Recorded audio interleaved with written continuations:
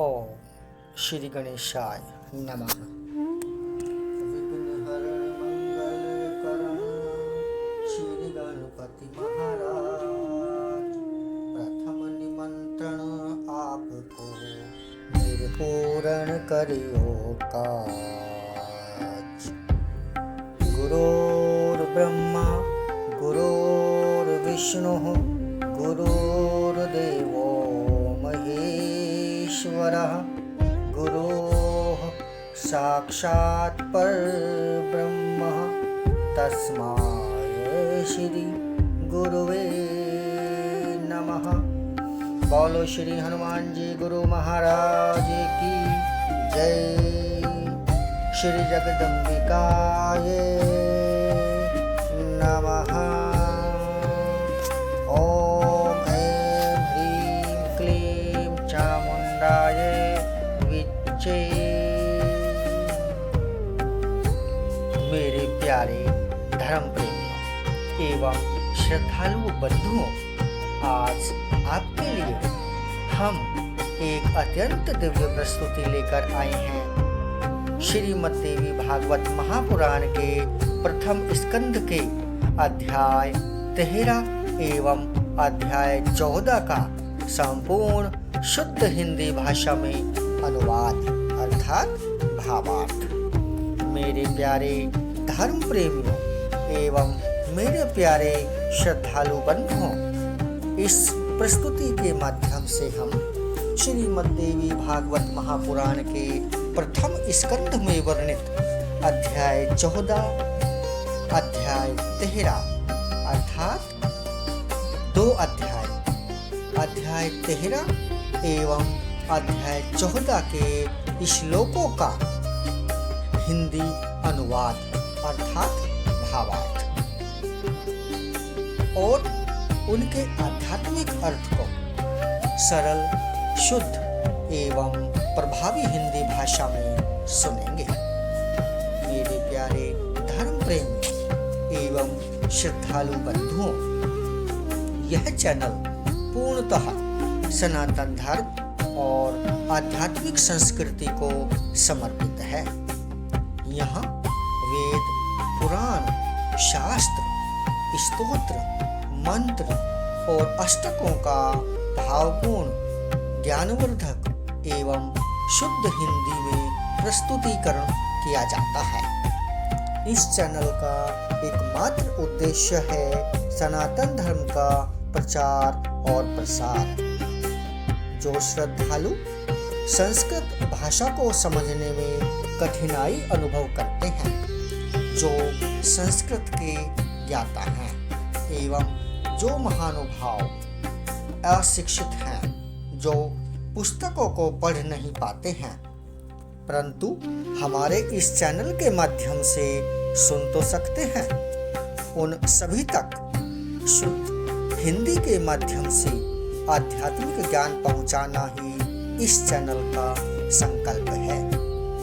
सनातन संस्कृति और वैदिक ज्ञान की इस अमूल्य धरोहर से जुड़ने के लिए सनातन संग्रह चैनल को अभी सब्सक्राइब करें अर्थात सदस्यता ग्रहण करें, जो पूर्णतः निःशुल्क है। वीडियो को अंत तक देखें और प्रेम पूर्वक श्रद्धा के साथ पूरी सुनें और लाइक करें। अपने अमूल्य विचार कमेंट में अवश्य शेयर करें। आपका स्नेह और समर्थन ही इस आध्यात्मिक यात्रा की सबसे बड़ी शक्ति है।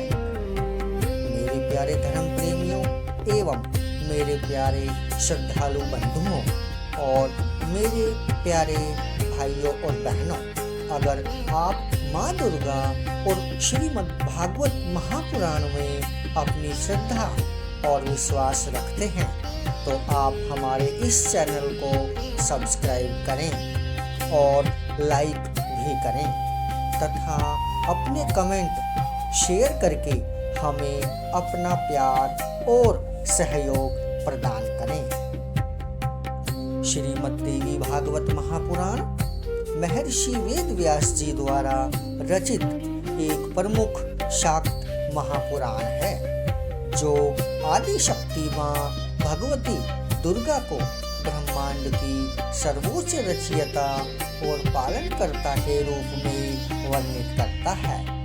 इसमें 12 स्कंद हैं, 318 अध्याय हैं और लगभग 18,000 श्लोक हैं, जो माँ दुर्गा के विविध रूपों, कथाओं तथा पूजा विधियों की व्याख्या करते हैं।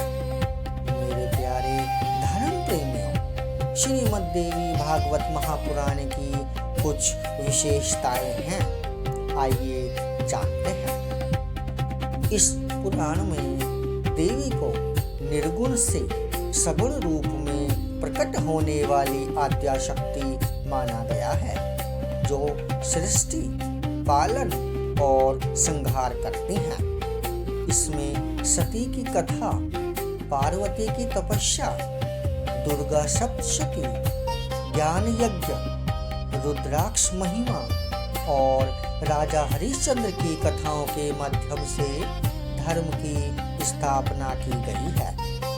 यह 12 स्कंधों में विभक्त है, जिसमें आदि शक्ति के विभिन्न अवतारों जैसे श्री महाकाली, श्री महालक्ष्मी और श्री महासरस्वती का वर्णन है। श्रीमद्देवी भागवत शाक्त द्वैतवाद अर्थात सांख्य और अद्वैत वेदांत का समन्वय के माध्यम से भक्ति को सर्वोच्च स्थान देता है। इस महापुराण को पढ़ने से अथवा इस महापुराण को सुनने से ज्ञान, धन, संतान और मोक्ष की प्राप्ति होती है और यह आध्यात्मिक विकास के लिए अत्यंत ही सहायक है। इससे पहले की प्रस्तुति में हमने आपको श्रीमद् देवी भागवत महापुराण के प्रथम स्कंध के अध्याय 9 से अध्याय 12 तक के श्लोकों का भावार्थ सुनाया था। तो आइए मेरे धर्म प्रेमियों, आपका ज्यादा समय न लेते हुए आरंभ करते हैं श्रीमद् देवी भागवत महापुराण के प्रथम स्कंध के अध्याय 13 एवं अध्याय 14 तक के श्लोकों का हिंदी में भावार्थ। ओम श्री जगदम्बिकाय नमः।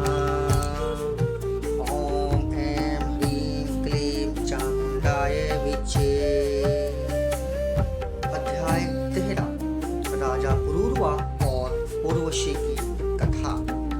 सूत जी बोले, शुद्दुम्न के दिवंगत हो जाने पर प्रजानुरंजन में तत्पर गुणी एवं सुंदर महाराज पुरूरवा राज्य करने लगे। उस रमणीय प्रतिष्ठानपुर में सर्वधर्मज्ञ तथा प्रजा की रक्षा में तत्पर राजा पुरूरवा ने सभी के द्वारा आदरणीय राज्य किया। उनकी राज्य मंत्रणा अच्छी तरह से गुप्त रहती थी और उन्हें दूसरे राज्यों की मंत्रणाओं का भली भांति ज्ञान रहता था। उनमें सर्वदा उत्साह शक्ति एवं उत्तम प्रभु शक्ति विद्यमान थी। साम, दान, दंड और भेद, ये चारों नीतियां उन राजा के वशीभूत थीं। वे चारों वर्णों तथा आश्रमों के लोगों से अपने अपने धर्मों का आचरण कराते हुए राज्य का शासन कार्य करते थे। वे राजा पुरूरवा विपुल दक्षिणा वाले विविध यज्ञ करते थे और पवित्र दान किया करते थे। राजा पुरूरवा के रूप, गुण, उदारता, शील, ऐश्वर्य एवं वीरता की प्रशंसा सुनकर उर्वशी उनके वशीभूत हो गई। उन दिनों वह भी ब्रह्मा के शाप से पृथ्वी पर मनुष्य योनि में आई थी। अतः उस मानिनी ने उन राजा को गुणी जानकर उन्हें पति के रूप में स्वीकार कर लिया। वह वरांगना इस प्रकार की शर्त रखकर वहीं रहने लगी। उसने कहा, हे राजन, ये दोनों भेड़ के बच्चे मैं आपके पास धरोहर के रूप में रखती हूँ। हे मानव, आप इनकी रक्षा करें। हे नरक, दूसरी शर्त यह है कि मैं केवल घी ही खाऊंगी और कुछ नहीं। और हे महाराज, तीसरी शर्त यह है कि सहवास के अतिरिक्त किसी दूसरे समय में मैं आपको कभी वस्त्रहीन अवस्था में ना देखूं। हे राजन, यदि आप इन कही गई शर्तों को भंग करेंगे तो मैं उसी समय आपको छोड़कर चली जाऊंगी। यह मैं सत्य कह रही हूँ। इस प्रकार उस कामिनी उर्वशी ने जो कहा था उसे राजा ने स्वीकार कर लिया और उर्वशी शाप से उद्धार पाने की इच्छा से राजा पुरूरवा को प्रतिज्ञाबद्ध करके वहीं रहने लगी। उर्वशी के द्वारा मुक्त किए गए राजा सब धर्म कर्म त्याग कर अनेक वर्षों तक भोग विलास में पड़े रहे। उस पर आसक्त मन वाले वे सदा उसी का चिंतन करते रहते थे और उस पर अत्यधिक मोहित होने के कारण एक क्षण भी उस उर्वशी के बिना नहीं रह सकते थे। इस प्रकार जब बहुत वर्ष बीत गए तब देवलोक में इंद्र ने अपनी सभा में उर्वशी को अनुपस्थित देखकर गंधर्वों से पूछकर कहा, हे गंधर्वगण, तुम सब लोग वहां जाओ और प्रतिज्ञाबद्ध राजा के घर से भेड़ों को चुराकर उर्वशी को ले आओ, क्योंकि उर्वशी के बिना मुझे यह स्थान अच्छा नहीं लगता। अतः जिस किसी भी उपाय से उस कामिनी को तुम लोग लाओ।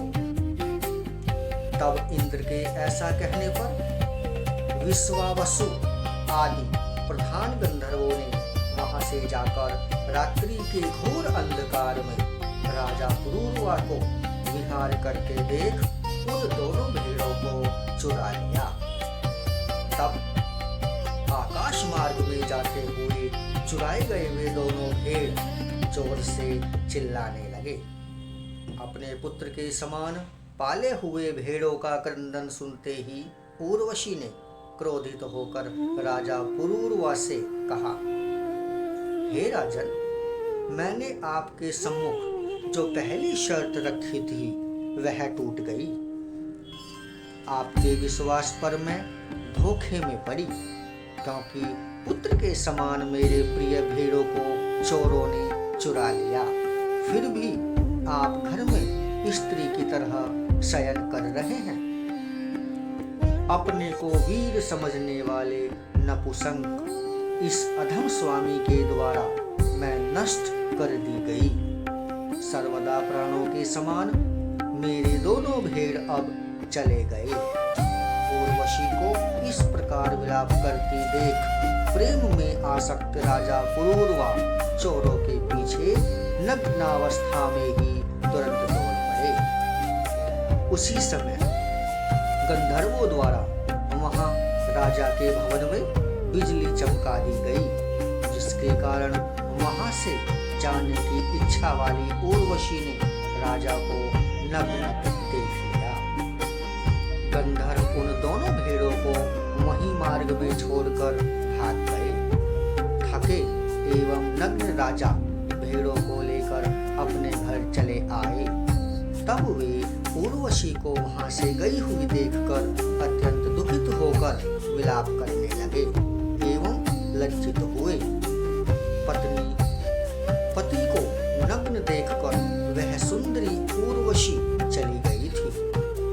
व्याकुल, लाचार, काम से मोहित तथा एकमात्र उर्वशी में आसक्त चित्त वाले राजा शोक तथा क्रंदन करते हुए देश देश में भ्रमण करने लगे।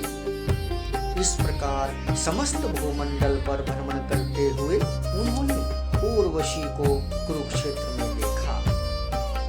उसे देखते ही प्रसन्न मुख वाले नृपश्रेष्ठ राजा पुरूरवा ने मधुर वाणी में कहा, हे प्रिय, ठहरो ठहरो। हे कठोर हृदय, अब मैं भी तुम पर आसक्त हूँ, मैं तुम्हारे वश में हूँ। अतः मुझ निरपराधी पति को तुम मत छोड़ो। हे देवी, जिस शरीर से तुमने इतना प्रेम किया था, जिसे तुमने यहाँ तक खींच लिया, वह शरीर आज यहीं गिर जाएगा। हे सुंदरी, तुम्हारे द्वारा त्यक्त इस देह को भेड़िए और कोए खा जाएंगे। इस प्रकार विलाप करते हुए दुखित, दीन, थके, कामातुर और अत्यंत लाचार राजा पुरूरवा से उर्वशी कहने लगी। उर्वशी बोली, हे राजेंद्र, आप मूर्ख हैं, आपका ज्ञान कहाँ चला गया? हे पृथ्वीपते, भेड़ियों के समान स्त्रियों की किसी से मित्रता नहीं होती। अतः राजाओं को चाहिए कि स्त्रियों और चोरों पर कभी भी विश्वास न करें। अब आप अपने घर जाइए, सुख भोगिए और मन में किसी प्रकार की चिंता मत कीजिए। इस प्रकार विषयासक्त होने के कारण उर्वशी के समझाने पर भी राजा को ज्ञान नहीं हुआ। उस स्वेच्छाचारिणी अप्सरा के स्नेह में जकड़े रहने के कारण उन्हें अपार दुख प्राप्त हुआ। सूत जी बोले, हे मुनिवर, इस प्रकार मैंने उर्वशी के महान चरित्र का वर्णन आप लोगों से संक्षेप में कर दिया, जो वेद में विस्तार पूर्वक वर्णित है। जय माता दी। श्री जगदम्बिकायै नमः। ओम ऐं ह्रीं क्लीं चामुण्डायै विच्चे। 14वां अध्याय। व्यासपुत्र शुकदेव के अग्नि से उत्पन्न होने की कथा तथा व्यास जी द्वारा उनसे गृहस्थ धर्म का वर्णन। सूत जी बोले, उस सुंदरी असितापांगी घृताक्षी को देखकर व्यास जी बड़े असमंजस में पड़ गए और सोचने लगे कि यह देवकन्या अप्सरा मेरे योग्य नहीं है। अतः अब मैं क्या करूं? वह अप्सरा भी व्यास जी को चिंतित होता देखकर भयभीत हो गई कि कहीं ये मुझे शाप न दे दें। तत्पश्चात भय से व्याकुल वह अप्सरा एक शुकी का रूप धारण करके उड़ गई। व्यास जी उसे पक्षी के रूप में देखकर आश्चर्य में पड़ गए। उसे देखने मात्र से व्यास जी के शरीर में काम का संचार हो आया और प्रतिबिंब में काम का प्रवेश हो जाने के कारण उनका मन अत्यंत विस्मय में पड़ गया। बड़ी दृढ़ता के साथ मन को रोकने की चेष्टा करते हुए भी उस चंचल मन को वे व्यास मुनि वश में करने में समर्थ हुए। इस प्रकार घृताची द्वारा मोहित तेजस्वी व्यास जी का मन अनेक यत्न करने पर भी भावी संयोग के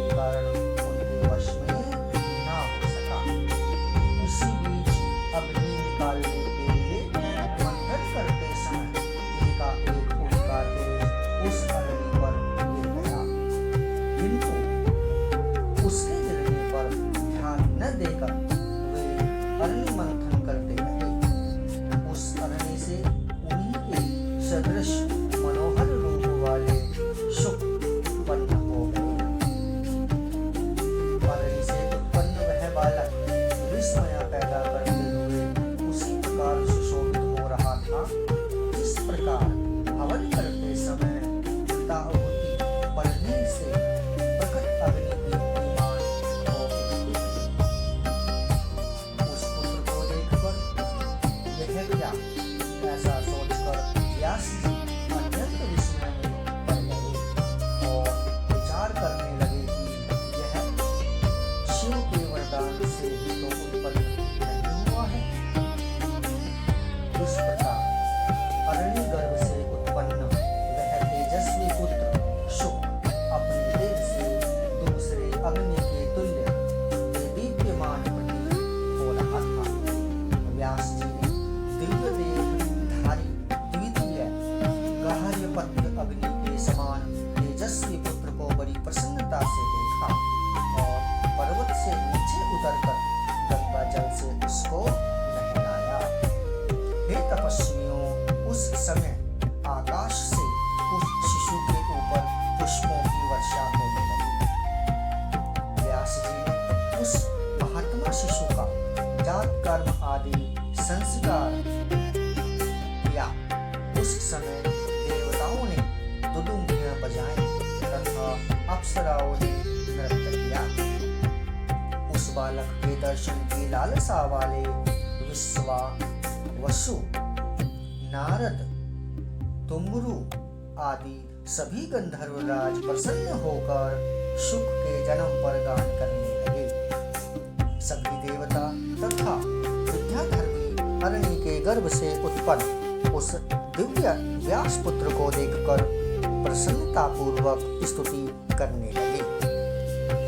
हे द्विजोत्तम, उसी समय सुखदेव जी के लिए आकाश से दिव्य दंड, कमंडलु और शुभ कृष्ण मृग चरम पृथ्वी पर आ गिरे।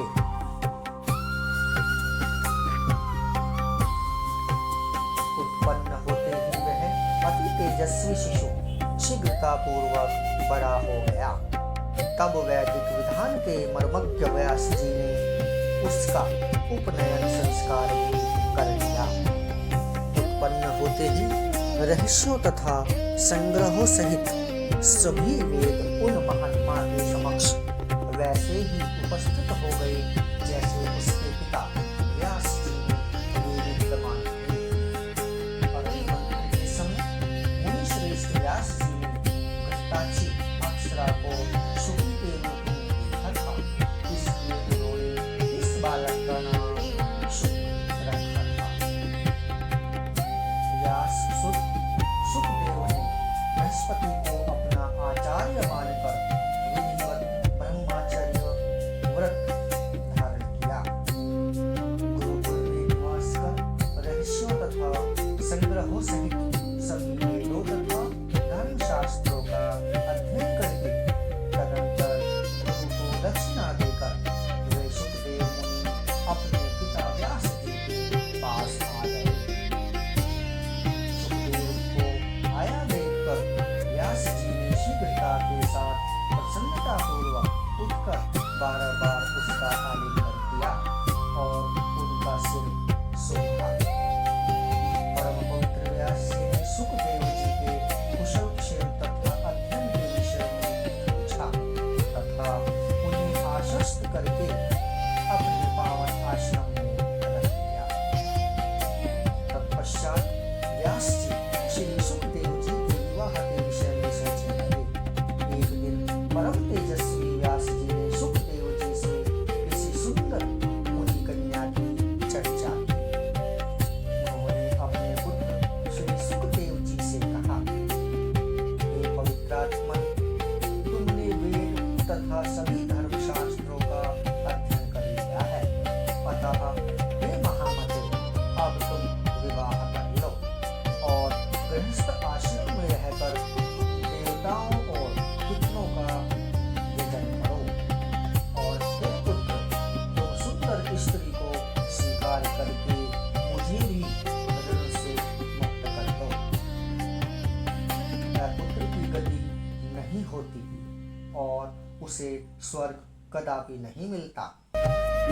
इसलिए हे महाभाग पुत्र, अब तुम गृहस्थ आश्रम में प्रवेश करो और हे शुक, हे पुत्र, गृहस्थी बसाकर मुझे भी आनंदित करो।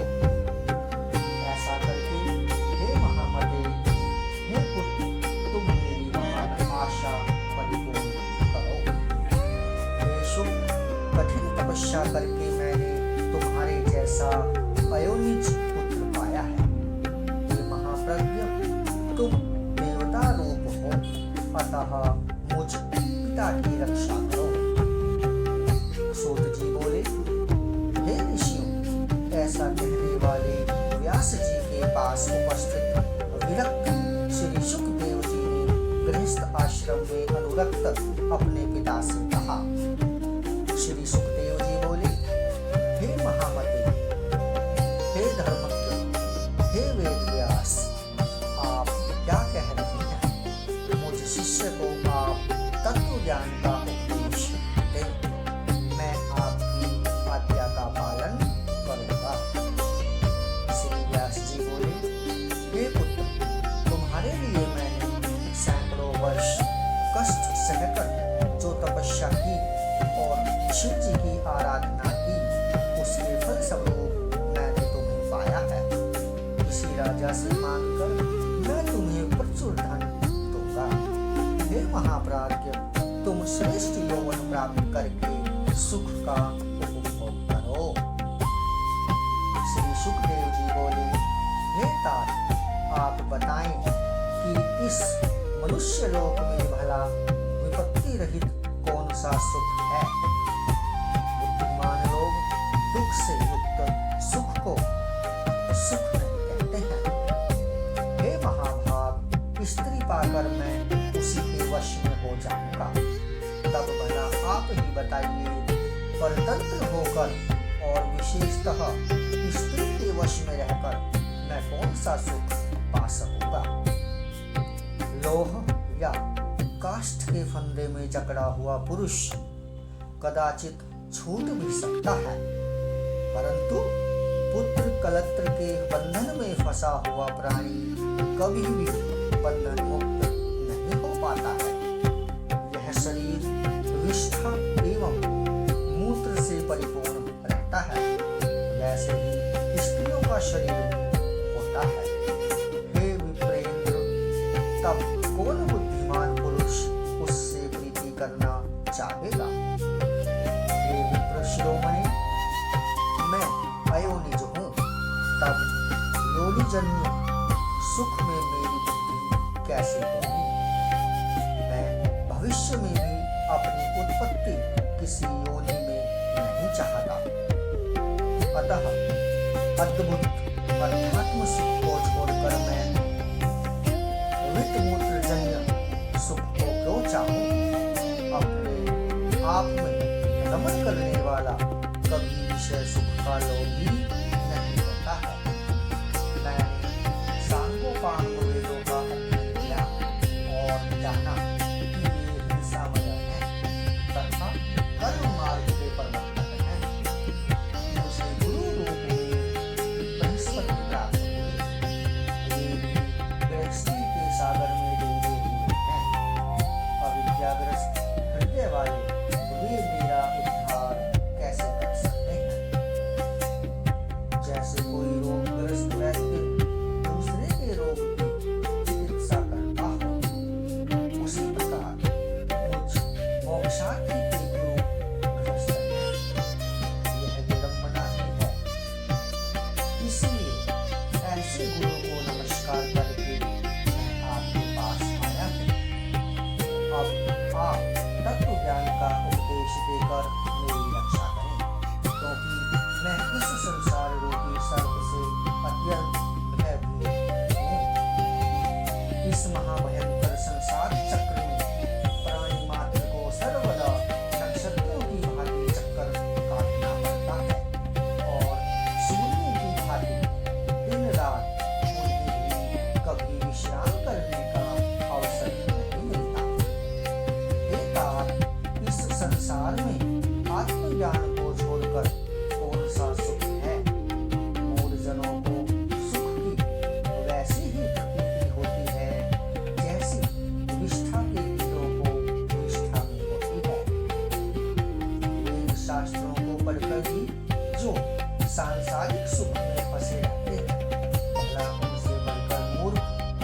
कौन होगा?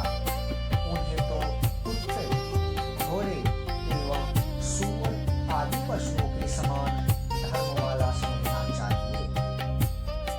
दुर्लभ मानव तन को पाकर तथा वेद शास्त्रों का अध्ययन करके भी यदि मनुष्य इस संसार में बनता है तो दूसरा भला कौन बंधन मुक्त हो सकता है? इससे बढ़कर संसार में कोई दूसरी अद्भुत बात नहीं कि पुत्र, कलत्र और घर के बंधन में पड़ा हुआ भी पंडित कहलाता है। जो मनुष्य इस संसार में माया के सत्व, रज, तम रूपी तीनों गुणों से बांधा नहीं जाता है, वही विद्वान, बुद्धिमान एवं शास्त्र में पारंगत है। दृढ़ बंधन में डालने वाले व्यर्थ विद्याध्ययन से क्या लाभ? उसी का अध्ययन करना चाहिए जो शीघ्र ही भव बंधन से मुक्त कर दे। पुरुष को बंधन में जकड़ लेने के कारण ही उसे ग्रह कहा गया है। अतः ऐसे बंधन रूप घर में सुख कहाँ? हे पिताजी, इसीलिए मैं भयभीत हूँ।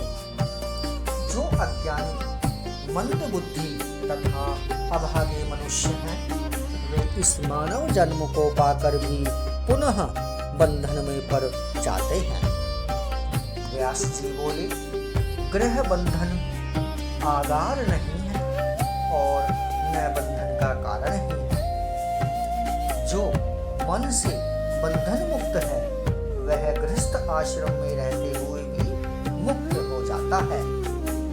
ग्रह बंधनगार नहीं है। जो न्याय मार्ग से धनोपार्जन करता है, शास्त्रोक्त कर्मों का विधिवत संपादन करता है, पितृ श्राद्ध आदि यज्ञ करता है, सर्वदा सत्य बोलता है तथा पवित्र रहता है, वह ग्रह में रहते हुए भी मुक्त हो जाता है। ब्रह्मचारी, सन्यासी, वानप्रस्थी तथा व्रतोपवास करने वाला ये सब मनुष्य मध्याह्नोत्तर काल में गृहस्थ के पास ही जाते हैं। वे धार्मिक गृहस्थ श्रद्धा के साथ मधुर वचनों द्वारा सबका सत्कार करते एवं आनंद दान से उन्हें उपकृत करते हैं। अर्थात सभी ब्रह्मचारी, सन्यासी, वानप्रस्थी तथा व्रतोपवास करने वाले वे सब धार्मिक गृहस्थ श्रद्धा के साथ मधुर वचनों द्वारा सबका सत्कार करते एवं अन्नदान से उन्हें उपकृत करते हैं। गृहस्थ आश्रम से बढ़कर कोई दूसरा आश्रम देखा या सुना नहीं गया। वशिष्ठ आदि आचार्यों और तत्वज्ञानियों ने इसका आश्रय ग्रहण किया है। हे महाभाग, वेदोक्त कर्म करने वाले गृहस्थ के लिए क्या असाध्य रह जाता है? वह स्वर्ग, मोक्ष अथवा उत्तम कुल में जन्म जो कुछ भी चाहता है वह हो जाता है। एक आश्रम से दूसरे आश्रम में जाना चाहिए, ऐसा धर्मज्ञों ने बताया है। अतः आलस्य रहित होकर गृहस्थ संबंधी कर्मों को संपादित करो। हे धर्मज्ञ पुत्र, देवताओं, पितरों एवं आश्रित जनों को विधिवत संतुष्ट करके, पुत्र उत्पन्न करके और उसे भी गृहस्थ आश्रम में लगाकर पुनः गृह त्याग कर वन में जाकर श्रेष्ठ व्रत का आश्रय ग्रहण करो। वहाँ वानप्रस्थ आश्रम पूर्ण करके उसके बाद संन्यास धारण करो। हे महाभाग, इंद्रियां मनुष्य को निश्चित रूप से प्रमत्त बना देती हैं। जो मनुष्य स्त्री रहित होता है उसे मन पांचों इंद्रियों सहित विकल कर देता है। हे महामते, इसलिए उन बलवान इंद्रियों पर विजय पाने के लिए स्त्री परिणय करके गृहस्थ बनना चाहिए। तत्पश्चात वृद्धावस्था में तप करना चाहिए। यह शास्त्र वचन है। हे महाभाग, वन में स्थित महातेजस्वी महर्षि श्री विश्वामित्र इसी समय 3 सहस्र वर्षों तक निराहार और क्षेत्रीय रहकर अत्यंत कठोर तप करके भी मेनका को देखकर मोहित हो गए और उन्हीं के तेज से पुत्री रूप में सुंदर शकुंतला पैदा हुई। मेरे पिता पाराशर जी भी धीवर की कृष्ण वर्णा कन्या को देखकर कामबाण से आहत हो गए और उन्होंने नाव पर ही उसे स्वीकार कर लिया था। ब्रह्मा जी भी अपनी कन्या को देखकर काम से पीड़ित हो गए और बेसुध होकर उसके पीछे दौड़ते रहे। तब शिव जी ने उन्हें रोका। अतः हे कल्याणकारी पुत्र, तुम मेरा हितकर वचन मान लो और किसी कुलीन कन्या से विवाह करके संतान अथवा सनातन वेद मार्ग का पालन करो। हे मेरे कल्याणकारी पुत्र, तुम मेरा हितकर वचन मान लो और किसी कुलीन कन्या से विवाह करके सनातन वेद मार्ग का पालन करो। जय माता दी। मेरे प्यारे धर्म प्रेमियों एवं श्रद्धालु बंधुओं एवं मेरे प्यारे भाइयों और बहनों, सबसे पहले तो मैं माँ भगवती से अपने द्वारा होने वाली सभी त्रुटियों के लिए क्षमा मांगता हूँ। माँ भगवती मेरे द्वारा भूलवश हुई त्रुटियों के लिए मुझे क्षमा करें। मुझे आशा ही नहीं बल्कि माँ भगवती में पूर्ण श्रद्धा और विश्वास है कि जैसे एक माँ अपने पुत्र द्वारा किया गया बड़े से बड़ा अपराध भी क्षमा कर देती है, वैसे ही माँ भगवती मेरे द्वारा भूलवश किए गए सारे अपराध अपना पुत्र समझकर क्षमा कर देंगी। इसके साथ ही आप सभी को मेरा हाथ जोड़कर प्रणाम।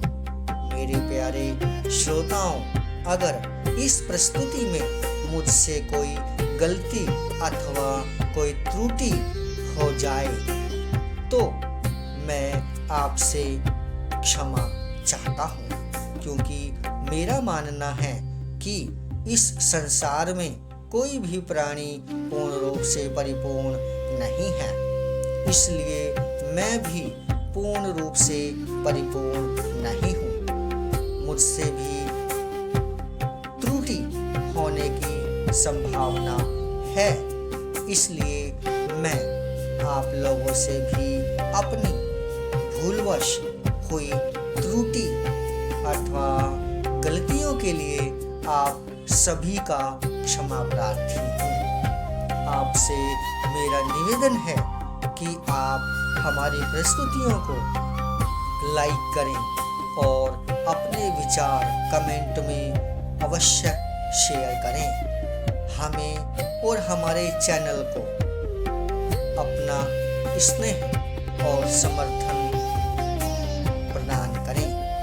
आपकी बड़ी कृपा होगी। धन्यवाद। ओम ऐं ह्रीं क्लीं चामुंडाय विचे। ओम ऐं ह्रीं क्लीं चामुंडाय विचे। ओम ऐं ह्रीं क्लीं चामुंडाय विचे। ओम ऐं ह्रीं क्लीं चामुंडाय विचे। ओम ऐं ह्रीं क्लीं चामुंडाय विचे। ओम ऐं ह्रीं क्लीं चामुण्डायै विचे। ओम ऐं ह्रीं क्लीं चामुण्डायै विचे। ओम ऐं ह्रीं क्लीं चामुण्डायै विचे। ओम ऐं ह्रीं क्लीं चामुण्डायै विचे। ओम ऐं ह्रीं क्लीं चामुण्डायै विचे। ओम ऐं ह्रीं क्लीं चामुण्डायै विचे। ओम ऐं ह्रीं क्लीं चामुण्डायै विचे। जय माता दी। मेरे प्यारे धर्म प्रेमियों, श्रीमद् देवी भागवत महापुराण का अगला भाग अर्थात अगली प्रस्तुति जल्द ही आपके समक्ष प्रस्तुत होगी।